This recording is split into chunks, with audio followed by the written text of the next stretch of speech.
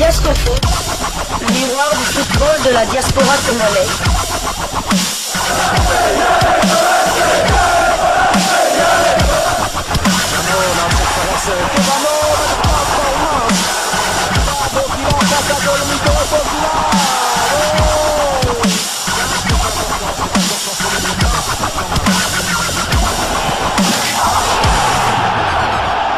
Diasco Foot, le miroir du football de la diaspora congolaise.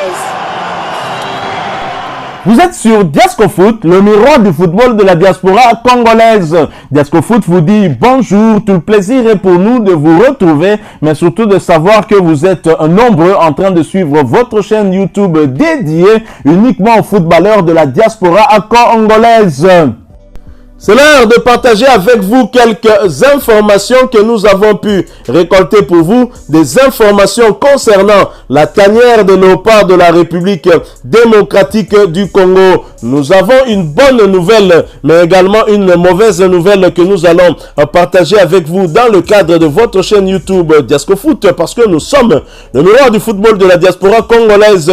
Mais nous allons débuter par le ministère des Sports. Vous le savez, ce ministère a connu un nouveau leadership avec la nomination de François-Claude Kabulo Mwana Kabulo, et ce dernier est déjà en train de se signaler, il est en train de titiller le sélectionneur manager des Léopards Sébastien Desabre. Le staff technique de Sébastien Desabre va devoir connaître un coup de balai. C'est ce qui a été décidé lors de la réunion tenue le lundi 17 avril dernier entre le ministre des Sports et Loisirs François-Claude Kabulo Mwana Kabulo et le comité exécutif de la Fédération Congolaise de Football Association. En effet, le staff technique du sélectionneur national Sébastien Desabre, qui comporte 22 personnes, sera réduit à 15 personnes afin de se conformer aux normes FIFA-CAF que François Kabulo Mwana Kabulo a décidé ainsi. Une source proche du ministère des Sports laisse entendre que le technicien français est attendu à Kinshasa la fin de la semaine.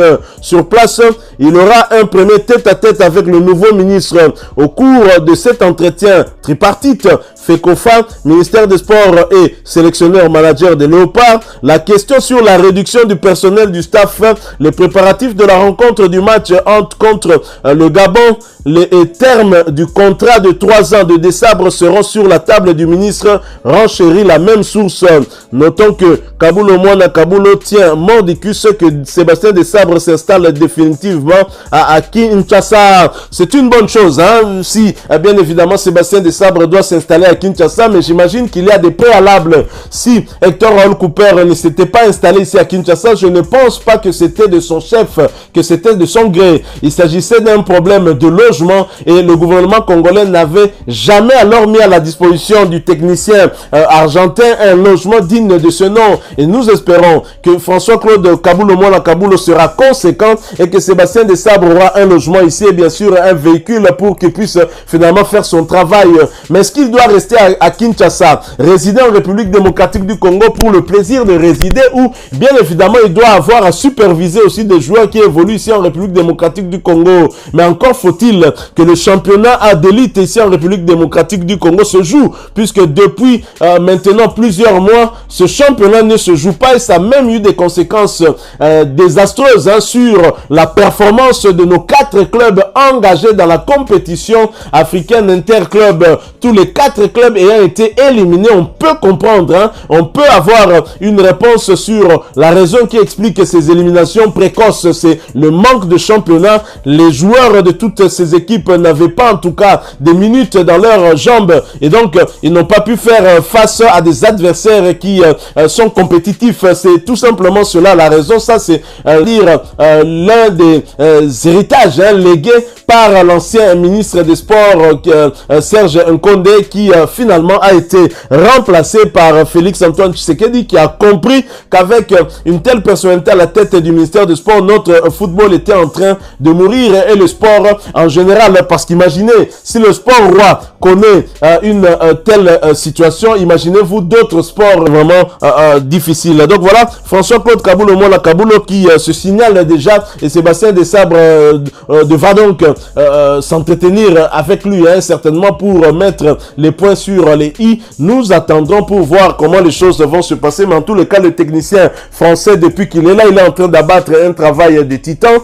et nous avons ouï dire que le ministre des Sports, François-Claude Kaboulo Moala Kaboulo, envisagerait en tout cas un stage de préparation pour le Léopard, parce que certainement il prend très au sérieux ces 2 dernières journées qui nous restent, parce que les Léopards n'ont pas d'autre choix que de remporter les 2 matchs restants pour espérer en tout cas arracher l'une des 2 places qualificatives pour la CAN Côte d'Ivoire 2023. Ce serait aberrant, hein, pour nous que nous rations les 2 dernières éditions de cette compétition, même si dans notre situation actuelle c'est un peu compliqué, hein, à cause de ces 2 premières journées perdues. On a perdu du temps avec l'ancien staff technique, et cela c'est encore à mettre dans l'actif de l'ancien ministre Serge Nkonde, qui aurait dû nous débarrasser d'Hector Hall Cooper déjà après notre élimination dans les barrages de la Coupe du Monde Qatar 2022. Puisque nous parlons justement de ces 2 dernières rencontres de Léopard, hein, dans le cadre des éliminatoires de la CAN Côte d'Ivoire 2023, sachez que nous avons une bonne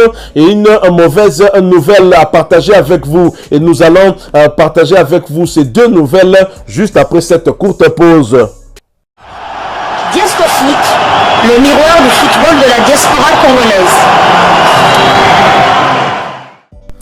Nous débutons par la mauvaise nouvelle. La mauvaise nouvelle, c'est que la saison est terminée pour le gardien titulaire des Léopards de la République démocratique du Congo, Joël Kiasumboa. Coup d'arrêt pour le portier congolais qui est contraint de mettre un terme à sa saison suite à une fracture. Son indisponibilité est estimée à 6 semaines selon un communiqué publié par son club Belinzona. Prompt rétablissement à lui. Le gardien titulaire des Léopards, de toute façon, ne devait pas prendre part à la rencontre entre la République démocratique du Congo et le Gabon à Franceville, rencontre de la 5e journée, vu qu'il a été suspendu à cause du carton jaune qu'il a reçu lors du match de la 4e journée. Rappelez-vous, hein, selon l'arbitre tunisien qui était là en mission, Joël Kiasumboa gagnait du temps à l'avantage de son club, alors qu'il se précipitait pour enlever un corps étranger, une bouteille qui avait été lancée et qui traînait sur la pelouse.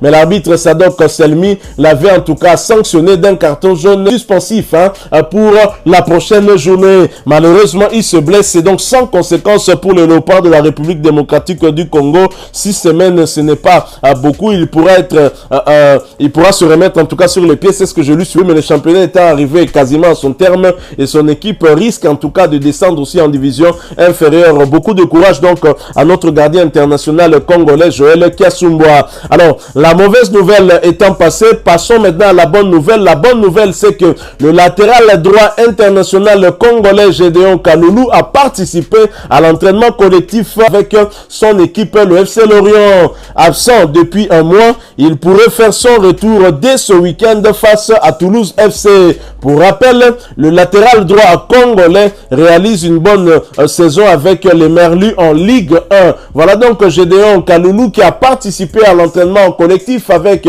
ses coéquipiers. C'est une très bonne nouvelle, hein, pour nous en tout cas, de savoir qu'il sera de retour. Lui qui a été choisi, hein, par Sébastien Lessabre, il aurait été titulaire lors de cette double confrontation.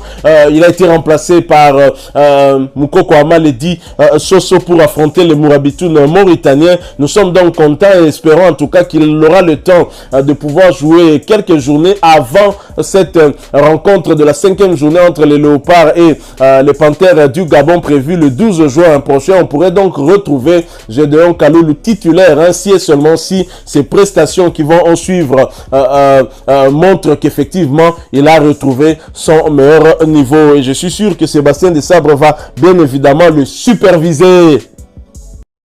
Voilà, nous sommes arrivés à la fin de ce sujet, hein. Si vous l'avez aimé, n'hésitez pas à nous laisser un maximum de j'aime. N'hésitez pas non plus à partager avec nous votre opinion. Si vous en avez une par rapport au sujet que nous venons de vous proposer, laissez-la nous à travers un commentaire. Abonnez-vous si vous êtes nouveau ou ancien, que vous ne vous êtes pas encore abonné sur cette chaîne Diasco Foot, parce que nous sommes le miroir du football de la diaspora congolaise. Et n'oubliez pas qu'en vous abonnant apparaîtra une petite cloche de notification. Cliquez dessus pour ne plus rien manquer des prochaines vidéos que nous allons vous proposer. Encore une fois, merci à vous, avec espoir de vous retrouver très bientôt avec un autre sujet d'actualité. En attendant, portez-vous bien et Diasco Foot vous dit au revoir.